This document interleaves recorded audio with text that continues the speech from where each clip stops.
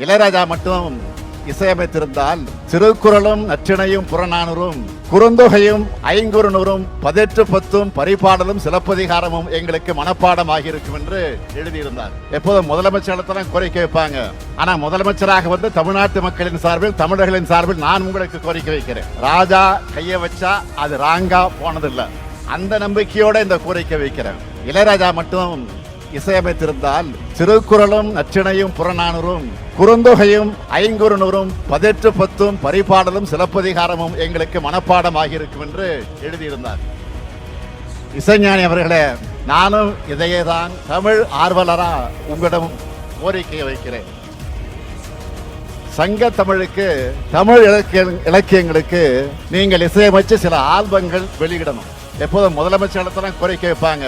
ஆனா முதலமைச்சராக வந்து தமிழ்நாட்டு மக்களின் சார்பில் தமிழர்களின் சார்பில் நான் உங்களுக்கு கோரிக்கை வைக்கிறேன்.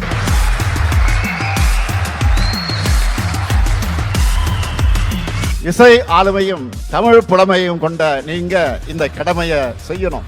ஏற்கனவே தமிழ் நெஞ்சங்கள்ல சிம்மாசனம் விட்டு உட்கார்ந்து இருக்கக்கூடிய உங்க மூலமா, உங்க இசை மூலமா தமிழ்ச்சுவையை அடுத்தடுத்த தலைமுறையினருக்கு பரிமாறப்படணும்.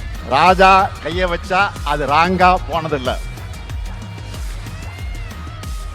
அந்த நம்பிக்கையோட இந்த கோரிக்கை வைக்கிறேன். இசையால் நம் நெஞ்சங்களை ஆளும் இளையராஜா அவர்களுக்கு எத்தனையோ புகழ் மகுடங்கள், பாராட்டு மாலைகள், பத்மபூஷன், பத்ம விபூஷன் போன்ற பட்டங்கள் இருந்தாலும் அவருக்கென, அவருடைய ஆற்றலுக்கென பொருந்தி அவருடைய என்றைக்கும் பயணிக்கிற பட்டம்தான் முத்தமிழறிஞர் கலைஞர் அவர்களால் வழங்கிய இசைஞானி பட்டம்.